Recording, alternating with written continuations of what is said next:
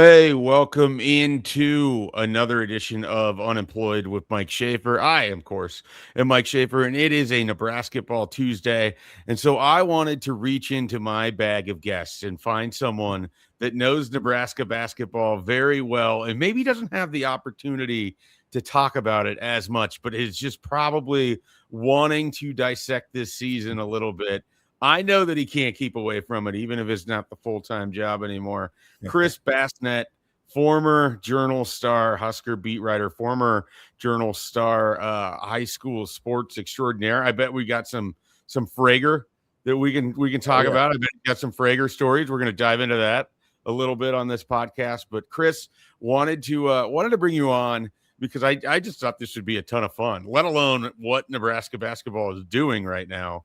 I just figured, hey, let's find someone who enjoys chatting a little bit, throw some basketball conversation in there and see what happens. Absolutely.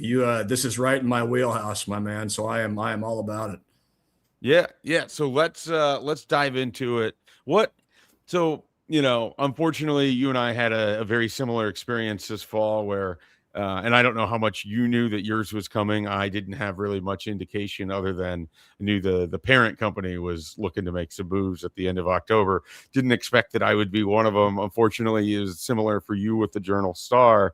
Where have you since landed? What have you been doing, and how are you staying connected to the sports world?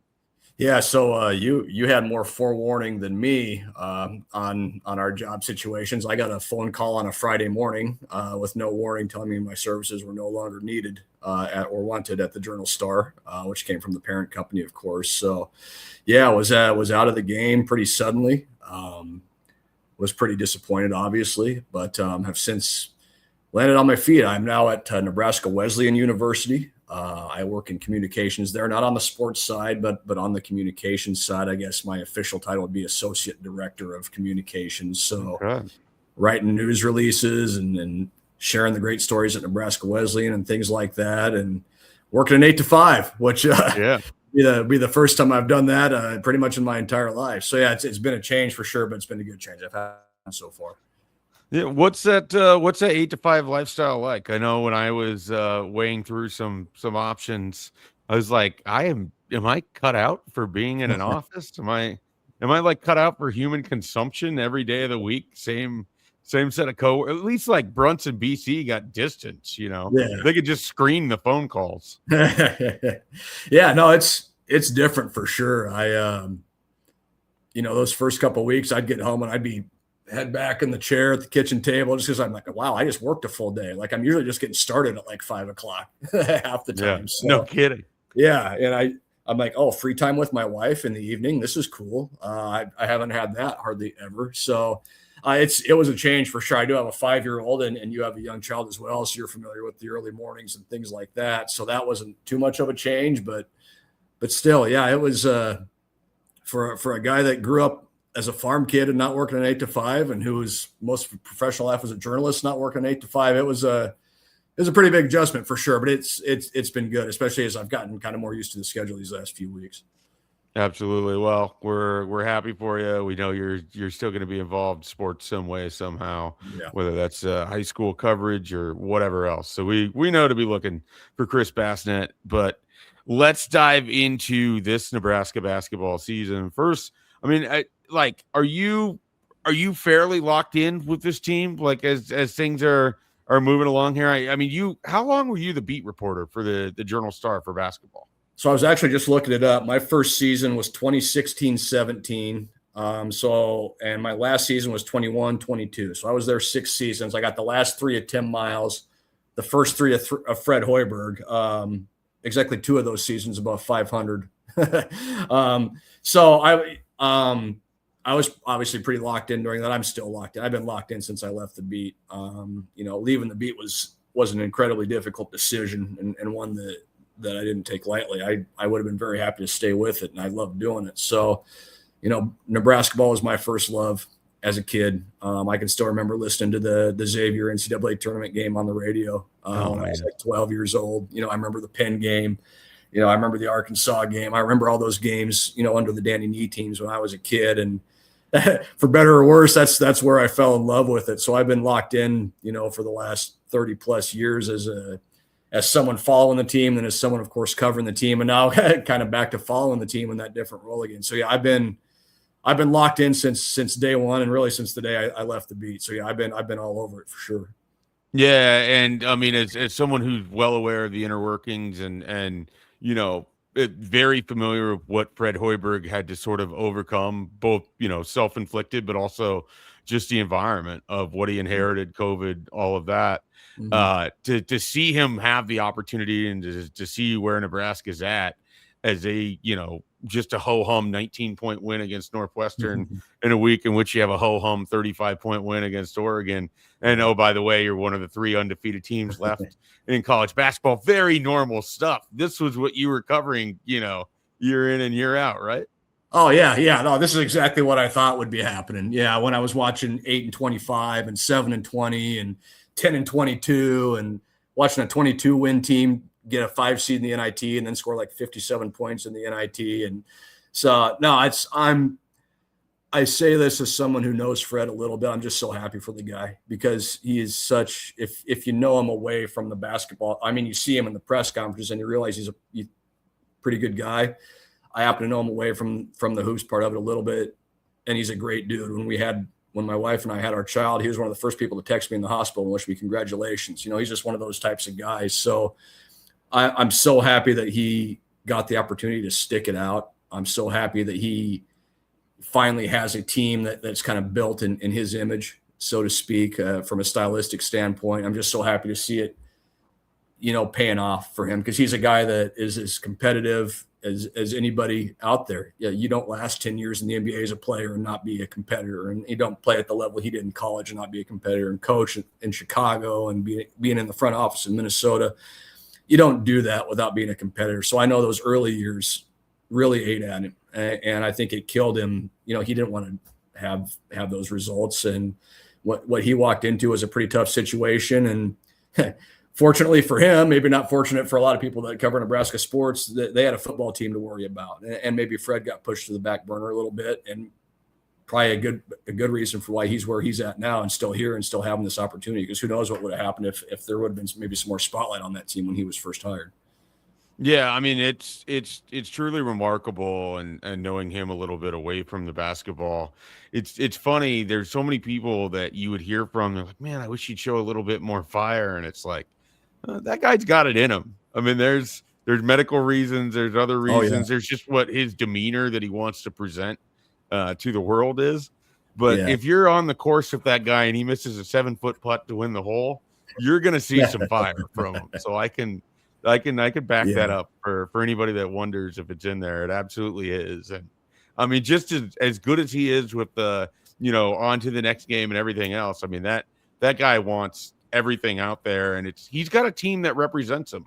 I think in a lot of ways right now with how they play, how they compete, how they hustle, what they emphasize, all of that stuff. And so, that game against Northwestern, Chris, I think the thing that always fascinates me is the psyche with Nebraska basketball. And I'm part of this too, as I'm watching it, and they're up by 6, they're up by 8, they're up by 12. I'm watching it with Connor Happer, and I'm just like, yeah, but there's going to be that point where like Northwestern hits a couple threes in a row and it starts to get a little shaky, and Happer just looks at me and he's like, they're going to win by 15 or more. Calm down.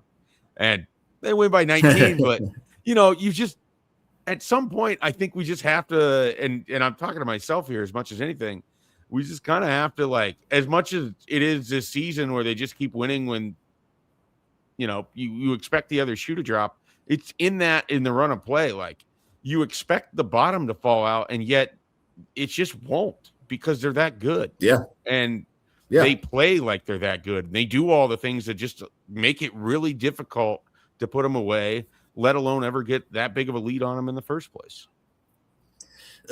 And that's the thing, like, and I agree with everything you said, but the fact of the matter is they're good. I mean, they're a good basketball team. If it said Duke, if it said Kansas, if it said Michigan, Illinois, Indiana on the front of those jerseys, we'd be talking about, classic Duke team, classic Kansas team. They're hard to kill. They're hard to guard on. They do everything that a championship team does, and this, that, and the other. But because it's Nebraska, it's oh man, like you said, when's the other shoe going to drop? When's it going to drop? Well, Maybe it won't because they're good. You know, are they going to lose some games? Yeah, probably. Might lose a couple here in the next couple of weeks. We don't know that. That doesn't mean they're not good. They're a good basketball team, and it's. I'm not saying nothing that nobody else has said, but they're the sum of their parts. The parts fit.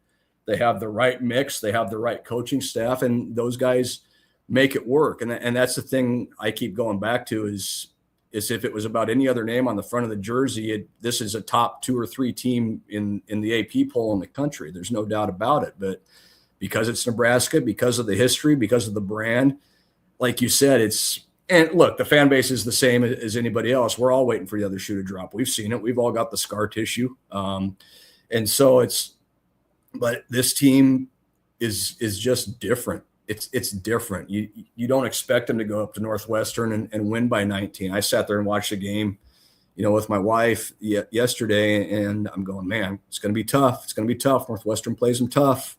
It was close. They're down 20 last year, barely won.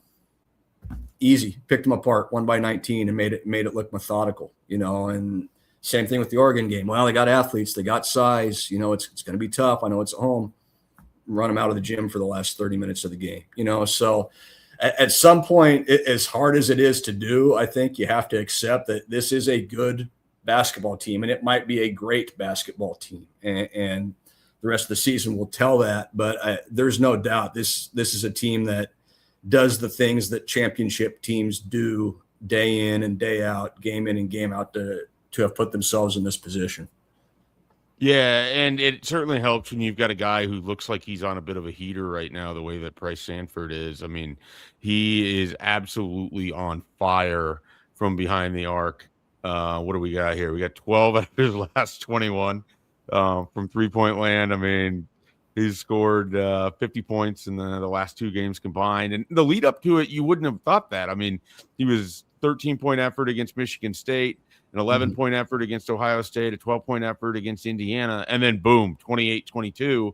And this is the same guy that poured in, all those points in the first half against Illinois. Bryce Sanford, you go back to when they got him, and it's like, yeah, that makes sense. It fits. It's a nice addition for a team that wants to spread the floor. And if he can kind of be that guy who hits a couple threes a game, it gives you a little bit of a lift of what you want to do offensively. And he's long, and then you go out and you watch him play. And yeah, not only is he long, he's kind of a absolute menace in this Nate Lenzer defense. And then on the offensive end, somebody remarked this the other day, and I'm going to steal it. It's like the less time he has to get the shot off, the more deadly he is with it. Yeah. He's got an incredibly quick release. He shoots like he's Jimmy Chitwood from Hoosiers. And I love it. Like it all kind of fits. He looks like Jimmy Chitwood from Hoosiers. No, I've decided I'm just going to start calling him that until people get mad at me for it. So, I mean, he also has like this kind of a swagger to him. Like whenever you kind of sense it's sort of like Casey, where Casey was a lot more demonstrative, but there's been multiple times it feels like he's hit the big 3 that's forced the opposing coach to call the timeout. Yes. And his hands are up in the air, whether he's at home or on the road, just kind of like letting him know, like, I was the guy that did that. Like this is what you're getting here when I'm on the court. I thought he would be good. And this comes back to, like, I was excited about this season because I kind of thought that Fred had a pretty good idea of how he wanted to build around Rink Mass. Rink Mass was a son. Everything else was about what he could put around it to maximize what he felt Rink Mass was. And Sanford fit that. I don't know that I ever thought there was a world where we could have a real discussion, are we going to look at this at the end of the year? And he basically could be the most valuable player on this team when you think about the two-way of that defense, which we don't talk about enough. Yeah. But then also just, now the scoring explosion and scoring in bunches. I've nodded along with everything you say because I think you just nailed it on the head. The guy is so long, and I always laugh when he does the 3-point celebration because those arms just feel like they just stretch out for like 7 feet on each side of him. And you go, oh, yeah, he would be pretty good in a defense where you've got to help and recover and wall off the middle and things like that. And, that's the thing. Like, he doesn't look like a guy that he doesn't look like a dude that would go play for like Kelvin Sampson at Houston with the way they play defense, but he plays really good defense because he's so long and he's physical enough for what they need, that he just, again, we just talked about, he's a piece that fits perfectly on that side of the ball. And offensively too, I think that speaks to coaching and development. We knew he could shoot it. We saw he could shoot it at Iowa, but the second he made any kind of mistake at Iowa, Fran yanked him out and sat him on the bench. And Fred has, and that whole coaching staff has developed him. And if anybody knows what a shooter looks like, it's Fred Hoiberg. And he clearly knew what a shooter looked like in Sanford. And I think just what you've seen, especially these last couple of weeks, is he's just gotten, the confidence is through the roof. Obviously, when he gets on that left wing and transition, it's almost like a layup, Yep. he had those couple against Northwestern where here he comes down the court and you see that pass go ahead and I go, that's going in, and bang, it's a three, and he's getting fouled, or he's kind of got that kind of crap eating grin on his face and he's running back, like you said, he's not demonstrative, but that's a guy that knows it's going in more when he lets it fly. And it's the release. Again, the only guy I can really compare it to in my time covering the team, here's a name for you, Trevor Lakes. I don't know if you remember him. Oh, catch it and shoot like all in one motion. Didn't go in for Trevor quite like it did for it does for Price, but yeah, you're right. I think it's a deal where if it's just catch release and it's more of a reaction than anything else, it's probably going in because he doesn't need time, he doesn't need space. It's just he understands the feel, he understands where he is on the court. He understands how to get open in that offense, and he's reaping the benefits right now. And what you're seeing is just a guy that's playing with a lot of confidence. Yeah, absolutely. I mean, for one shooter to the next, and a guy who has a lot of confidence, you covered Frager's high school career. What impresses me about him is it feels like there's certain spots on the floor where he's just like, I'm going to own this spot, and even if you get to it too, I have so much confidence that I'm going to make this that you can be standing right in front of me. He did that to Oregon multiple times on Tuesday night, and then he just has similar, like he has these bursts where it's just like there's 4 possessions, the ball finishes in his hands 3 out of the 4 times, and they finish with like points 3 out of the 4 times, just because it's just I don't know. I'm not used to seeing these guys be in-state players that end up at Nebraska, and I didn't know what to think of him coming into the year at all. It was like, okay, if he can be the 8th guy, the 7th guy, like, chip in a little bit. Didn't think that we were going to get this, and instead he gets to be like this kind of manic energy, like a shot in the arm every time he comes off the bench, and he just fits. Even though his demeanor is a little bit different, he sort of just fits like the guy that all the old heads are bringing along on the team.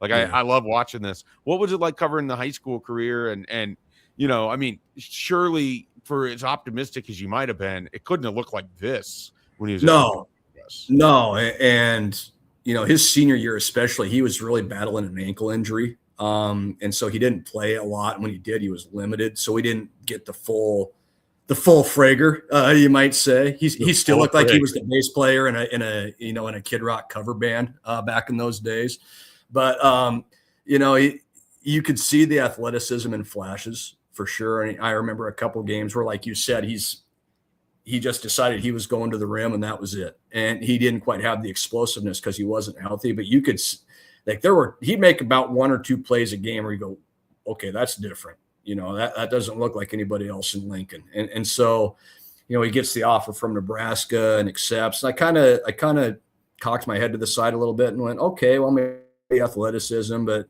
he had a lot of developing to do. And then he took the redshirt year and obviously developed like crazy and developed his confidence. And I think in addition to the athleticism, what you've seen come along is the jump shot. He was not he would shoot those shots in high school.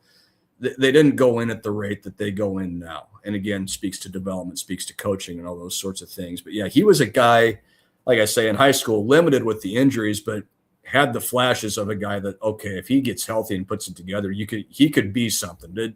Did I expect this? No. And I don't know that anybody did outside of that locker room. But yeah, he's one of those rare breeds out of Lincoln that has the athleticism, that has the swagger, that has the the mental fortitude to say, we need a bucket, I'm going to go and get it. And you saw flashes of that in high school for sure. Yeah, and maybe the most impressive trait to me, and maybe that's just something about my own athletic shortcomings, of which there are many.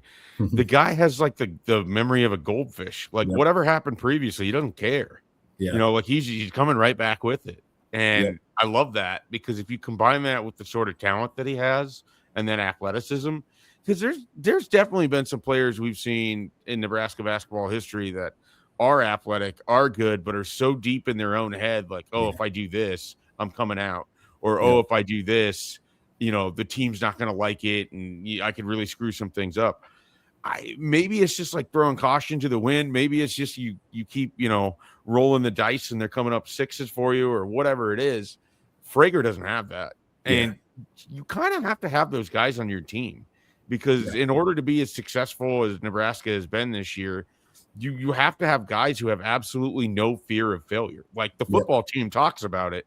This basketball team represents it. Absolutely. Yeah. He's Isaiah Roby, but if Roby knew how good he was, is what I would compare him to. And he's only going to get better. I don't think there's any question about that. But yeah, you're absolutely right. He's going to make maybe 1 or 2 plays a game where you go, oh my God, Frager, what are you doing? But then he's going to make up for it with 5 or 6 or 7 plays where you go, oh yeah, you can get away with a couple bad ones because you just do all this other stuff that is part of your role. You talk about guys filling their role on this team, and he fills his role, which is to have that swagger. It's to point the 3 guns at whoever's in front of him, whether they play for Michigan State or somebody else. And that's his job. I mean, he fills that role. And how many teams has Nebraska played where the other team had that guy? Whether it was, Aaron Kraft at Ohio State or 75 different Wisconsin guys or however you want to look at it. Grant Gibbs right down the road. Grant Gibbs, a very different version of it. But I mean, he's that guy. And like you said, Nebraska's maybe sort of had guys like that in the past. Kisei was a little bit like that, but without the athleticism, I think. But it's just it's refreshing when he's the guy on your team. And we all watch those guys and we go, God, I hate that guy. Would love to have about 1 or 2 or 3 of them, but we don't have them. And now they've got one of them. And you see what a guy like that does to help himself and also help the rest of this roster kind of bring them up in their confidence level as well. Yeah. We're in uncharted territory because I'm about to ask, in a lot of ways, but I'm about to ask a question that makes a ton of sense, but it's really funny on the face of it when you think about the program of which this question's coming out of. How valuable is it to get Rink one of these weeks where he only had to play 37 minutes? Like you're normally like every one of these games is tooth and nail. Nebraska, you're just hoping to be on the bubble by mid-February and staying on the bubble into March. And here we are like talking load management with what I still think is Nebraska's best player in Rink Mass because of how much it means that everybody else on the court with what he kind of does. And the challenge that he is for defenses. But even more importantly, like the guy had I think 14 points and played 37 minutes this past week, and should be very fresh for Washington and Minnesota ahead, let alone Michigan if we really let ourselves look further. Yeah, it's a sign, I think, of how perfectly, forgive the pun, how perfectly this season has gone, that ahead of, maybe the biggest 2-week stretch of the year or the toughest 2-week stretch of the year, your most important player is sitting on the bench most of the second half and resting and getting off his feet. And look, they're going to need him against Washington because Hannes Steinbach is a monster down there as a freshman. I'll take my chances with a 24-year-old against a freshman, even if Hannes Steinbach's a lottery pick in this next draft. They're going to need more than 14 minutes out of Rink Mast against Washington. They're probably going to need more than that out of him against Minnesota. They'll definitely need more than that out of him against Michigan when it gets to that down the road. And so it really could not have worked out any better for Nebraska. Now, you would have liked to have avoided foul trouble a couple of games ago, but again, it ended up not mattering. And it's almost like once they saw how that game with Northwestern was going to play out, and once they kind of figured out what they could and couldn't do and what Northwestern could and couldn't do, which was plenty, I think they had a pretty good idea they're going to be able to rest Rink a lot of that second half against Northwestern. They might not come out and say that, but I think they had a pretty good idea. We can roll with, Berkay at the 5 and kind of put some of those other guys around him and let Frager go do his thing for 20 minutes. And they felt like they could be okay. And it's a deal where if Rink needed to play against Northwestern, he could have. I think that's kind of like you said, it's the uncharted waters we're in right now. I think they knew they had control of that game against North by halftime, even if it was only a 5-point lead. And I think they felt like they could get away with sitting Rink. And they tried it, and they did. And that's just, again, it shows you where this team's at as far as having the confidence to do something like that. And yeah, absolutely could not have come at a better time. Now, if you can rest him against Washington again and maybe only play him 20, 25 minutes, that's the only way this gets better, and just keep saving those legs for down the road when you hit that Michigan, Purdue, Illinois stretch coming up here in a week or two. But yeah, for the way the schedule sets up, for how much he's had to play these last couple games, could not have worked out more perfectly for Nebraska. Speaking about things that have worked out pretty perfectly, Fred Hoiberg add Nate Lenzer to his staff. And this was several years ago. I think you covered at least one of the seasons that he was an assistant there. Yeah. What do you kind of know about him, and how much trust does Fred seem to have in him? Because it feels like he is a huge part of this turnaround that Nebraska has enjoyed as a program inside the Big Ten. Like it might be too simplistic to say this, but it does feel like Nate Lenzer brought some of the toughness to Nebraska that they now, have in spades. It certainly wasn't there early in Fred's tenure. Yeah, there's no doubt about that. I think that's the number one thing he brings is toughness, mental, physical toughness, emotional toughness. Nate was hired while I was still on the beat there, so I got to know him just a little bit, and you could see almost immediately the effect he had. And maybe the results didn't show it that first year or so. But you could tell just watching the way he operated, talking to him, on the phone or at a practice or whatever. He's just, and Fred has said this, the dude's just wired different, and again, hyper competitive guy, and a guy that probably shows it more than Fred does, emotionally and things like that. Not that he's going to have a bunch of crazy outbursts or anything like that, but you watch these cinematic recaps, and who's the guy most of the time in the locker room at halftime that's banging the whiteboard or yelling at the guys and getting them going? It's Nate Lenzer. And he's always been like that. Fred hired him to coach the G League team when Fred was with the Bulls, and he understands that Nate knows how to develop guys physically, yes, from their skill sets, but also probably more importantly, the mental side of it and the toughness side of it. Nebraska needed some toughness, certainly after those first 3 seasons under Fred. And you started to kind of see it take hold late in that third season when they went on the road and won I think 2 or 3 road games they probably shouldn't have won late in that year. You kind of went, okay, yeah, that's different. And that was when the switch kind of started to get flipped, and it wasn't going to happen overnight. But once you started bringing in some of those different guys, the Sam Griesels and the Bandamels and guys like that, guys that wanted to be coached hard by Nate Lenzer, that's when you started to see it take off. And I think Fred has 100% trust in Nate Lenzer to do what he needs to do, whether it's defensively or offering something on the offensive end or developing guys. That's as important a move as Fred has made in his time in Lincoln. I don't think there's any doubt about that. Blind rankings time. All right. So I kind of explained to you what you're getting into and what to expect here. And this is the topic that we're going with today. 3-point shooters at Nebraska.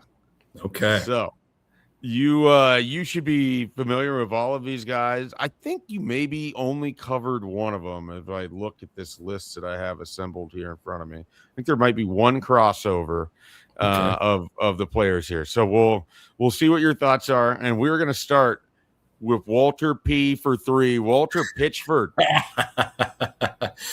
Boy, Walt hit some big ones. That's for sure. I'm going to put Walt P for 3. You know what? I'm going to put him at 5. He had a good year. He had a good year. 5. And that's so here's the thing with Walter Pitchford. He had a 40% in the first year with Nebraska. Yep. 27% that next year. It was never quite the same. There's a lot going on that season, but you could kind of point to Walter Pitchford's sort of regression as one of the areas where Nebraska just wasn't the same in the second year for Tim Miles after the tournament, or the first year after the tournament. Yeah. All right. Next name for you. We're going to further back than Walter Pitchford. We're going to a former walk-on in the Doc Sadler era, Paul Valander. Oh my, Paul Valander. Boy, oh boy, that's a tough one. Because he had a couple like sneaky decent years too. Yeah, he was another guy. He was never lower than I think 37% when I looked at it. Yeah, he's definitely a guy who earned his playing time. I mean, he just shot his way into being on the court. Yeah, and for that reason, I'm going to put him 3. That might be maybe a tick high. We'll see, but I'll put Paul Valander at 3. Okay, we got Walter P for 3 at 5, and we got Paul Valander at 3. Here's someone that I know that you know fairly well. Again, I don't know that you covered his time, but you would be familiar with his game, and that is Ray Gallegos. Ray got a jump shot, baby. Those teams, God bless Ray. We all love Ray. Those teams couldn't score to save their lives. Ray goes at 4 for me. You'd probably put Walter above Ray if you had the option to. If I could go back, I'd probably flip those two. Yeah. Ray Gallegos, big volume shooter, not exactly the percentage. Yeah, he kind of takes after me if I'm playing a pickup game. I'm going to get him up, but they're not going to. If you need someone to get their shot off, though, he's your guy. Yeah, absolutely. He's definitely your guy. All right, at number 4, and this is the guy I was thinking that you covered, Andrew White. Andrew White, I think I missed him by 1 year. Oh, okay. Yeah. Right. So because I think his last year or the year he transferred, that offseason he transferred was the offseason before I started. So there was all the drama with where he was going. Oh, that's right. Doing, and all that stuff. Boy, he could fill it up when he had it going. There's no doubt. I'll put him at. This is a little risky. I'm going to put him at 2. I'm going to put him at 2. All right. Well, we'll see who the last Andrew guy is. White at 2. So let's recap here before we say who the number 1 is going to be on the Chris Basnett list. We have Andrew White at 2. We have Paul Valander at 3. We have Ray Gallegos at 4. We have Walter Pitchford at 5. And at number 1, the pride of Ravenna, Drake Baranek. I should have known that was coming. Well, he'll be happy I ranked him number 1. I probably would have put him. There you go. That dude, we laugh, but that dude in high school was unreal. And again, he played for some teams that weren't exactly offensively gifted. I would like to see Drake playing on this team, is what I would like to see, because I think he's a guy. He wouldn't be a Price Sandfort, but he could come in and be a Connor Esigian for you pretty easy. So no, that dude. Love Drake, coach's kid, obviously lunch pail guy, all the adjectives. So Drake, number 1 in my heart. Hopefully he listens to this. I'll still talk trash to him at the alumni tournament if I ever get back to it, and I'll foul him every chance I get. But yeah, we'll put old Drake at number 1. That's fine with me. We'll clip this whole thing out and send it over so they can play it during the alumni tournament when you're there. You go. Yeah, maybe you can play it before a Kearney High game here and get the boys fired up. Okay, yeah, no, that'd be good. That'd be good. All right. So Drake Baranek goes at number 1. All right. So as we like to do here on the Unemployed with Mike Schaefer podcast, when it's Nebrasketball Tuesday, I want you guys to know the sites that Nebraska could be playing in this year. We started with Buffalo. We got to Greenville. I don't think Nebraska is likely to end up at either of those locations. Yeah. Going alphabetically here, though, this is the place I want them to end up at. This is the place I think they will end up at. And that, of course, is Oklahoma City, where it is the closest, I believe, St. Louis might be a little bit closer. A little closer than St. Louis, I think, but not by much. Yeah, it's got to be almost equidistant if I think about it here. But so I'll then look that up while you're talking here. All right, Oklahoma City is a Thursday, Saturday with the draw. It's 455 miles from Omaha, 408 miles from Lincoln. You're probably not getting a flight unless you're one of the people where the cost of the flight wouldn't really matter. So salute to you. Hotels by the arena in Bricktown, going to be expensive. So I actually booked mine and we were a little over $1,000 for the 4 nights because I'm assuming Nebraska's winning and they're going to be there for both days. And I want to be there for all of it. So the Paycom Center, that is where the Thunder play. That is where this will take place. There's only been one other regional action regional action there. Before 2016, they had Northern Iowa, who had kind of a fascinating run. They knocked off, I don't remember who, I think they knocked off Texas, and then they blew like an 18-point lead and lost to Texas A&M in overtime. Yeah, And they there's blew like a that half huge court lead. shot. Yeah. It was like that. Didn't they? Was that the game where they blew that huge lead in the last couple minutes or something Yep, something it weird sure like was. that? Yeah. It sure was. So that happened in 2016. Now, Oklahoma City has been hosting regionals for a little while. It goes all the way back to, or I shouldn't say regionals, but been a host site for a little while. It goes all the way back to like the 50s. They had them there. But did you know, Chris, Oklahoma City is a site where Bryce Drew of Valparaiso hit the big shot to take out Mississippi State when a young Mike Schaefer had come home from school and the game was on, and like it was probably the first like, oh, this is sporting event is unlike anything else. It's happening during the day. It's a Thursday or whatever it was. And Bryce Drew, whose name I will remember forever. Hits that shot on like a 3/4 court shot to stun Mississippi State. So that happened in Oklahoma City. And then my personal favorite Oklahoma City tournament memories, Northern Iowa again, but this time 2010, taking out that Kansas team that everyone expected. Yeah, Ali Farouk-Manesh with the big three. House of Horrors for Kansas. They also lost to Bucknell in 2005. Bucknell was a 14 seed to the Kansas 3. And so, if Oklahoma City ends up in Kansas, don't necessarily pencil them into the Sweet 16. So, Oklahoma City is a large metro area, a metro population of 1.5 million. And weather-wise, you're looking 40s to 60s in March on average. Could get us into the 70s, which sounds wonderful when Buffalo is one of those options out there. So that's why Oklahoma City. And then, of course, Bricktown, tremendous area to spend time, to hang out in, to have a drink. So plenty of bars, plenty of things to do with that. And then the Oklahoma City is also synonymous with, of course, the Oklahoma City bombing of the federal building. And there's a memorial museum there that, if you're looking for something to do to take yourself away from the basketball action and the drinking, it might be a little bit somber, but I've heard nothing but good things from the people there. You got any Oklahoma City memories, Chris? I do. I covered a Nebraska baseball regional in Oklahoma City at the Bricktown Ballpark there, home of the Dodgers AAA affiliate. That was the year they lost they had Oklahoma State beat, and then that dude from Oklahoma State hit one about 700 the piss missile that Brunts would call it. The piss missile. It literally put a hole in the sign out in left field. And then Nebraska lost like 15-1 to UConn the next day, and Darren Erstide resigned the day after that. So that was a fun trip. For me.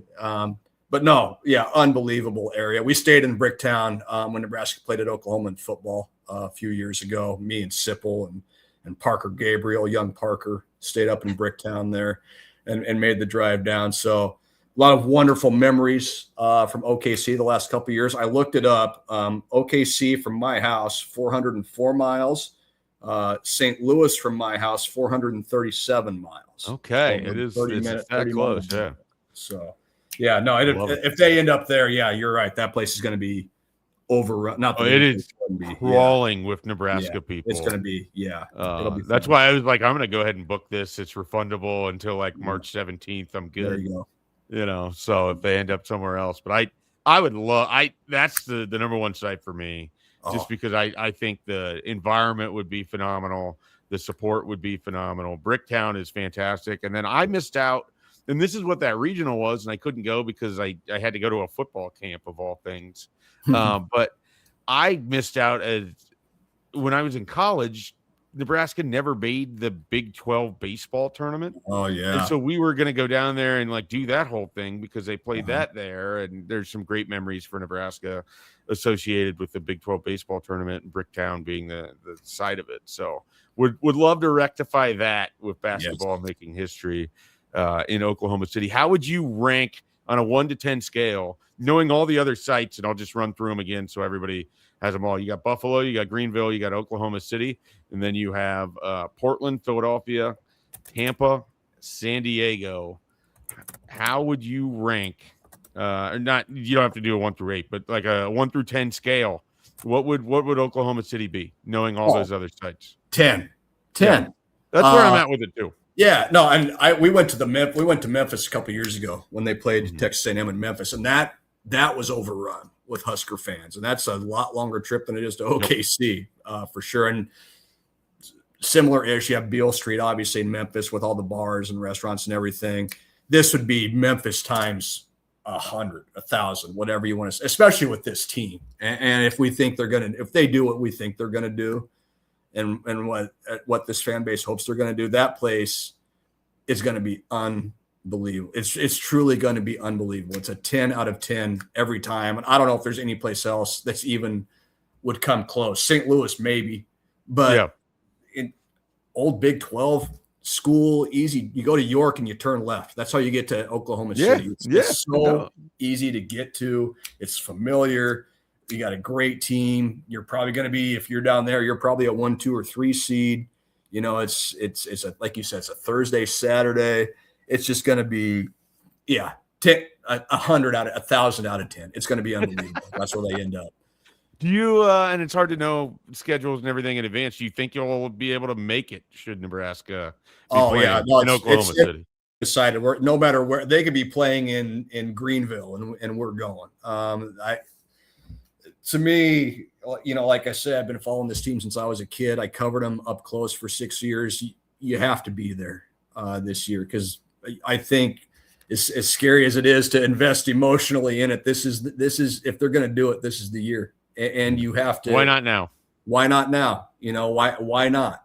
Why not go be a 3 seed and go beat North Dakota State in Buffalo or whatever? You know, I will be there if I have to walk to Tampa. I will be at that game and I'll figure out a way because you know, I've said this, I was saying this going back to volleyball season, you have to enjoy winning and it can be hard to do that, you know, and you have to appreciate it when it comes along. You have to appreciate greatness when it comes along. We're watching a great basketball team and Nebraska doesn't get a lot of them and hasn't had a lot of them. Now, maybe this is the year that turns the tide for that.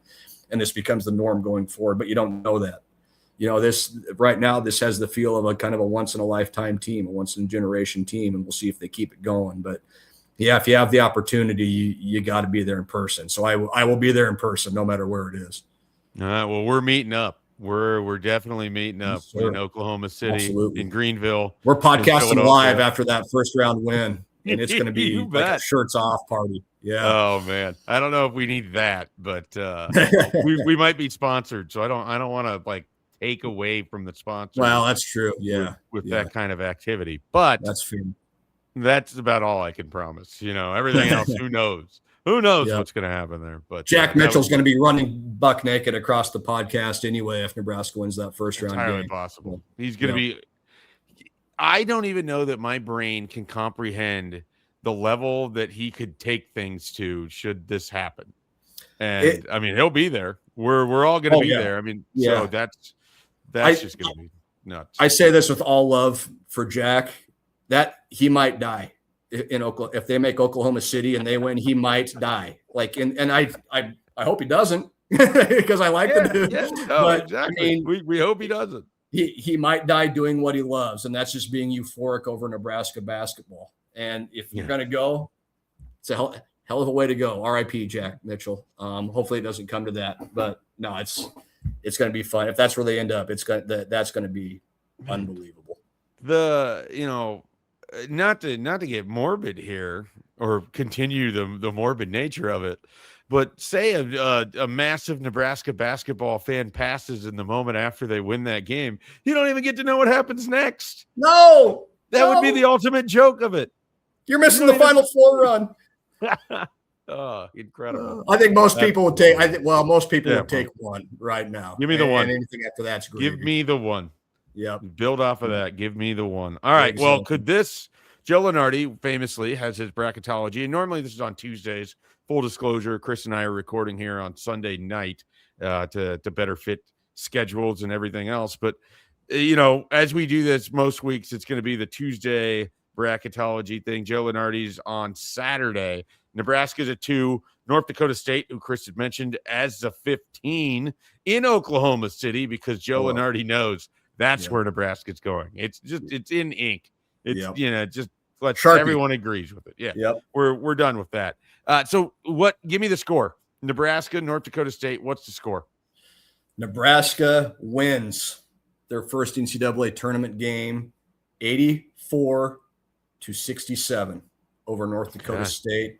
It's a cruise to the finish the last 10 minutes. It's a celebration of all of this happening the last 10 minutes.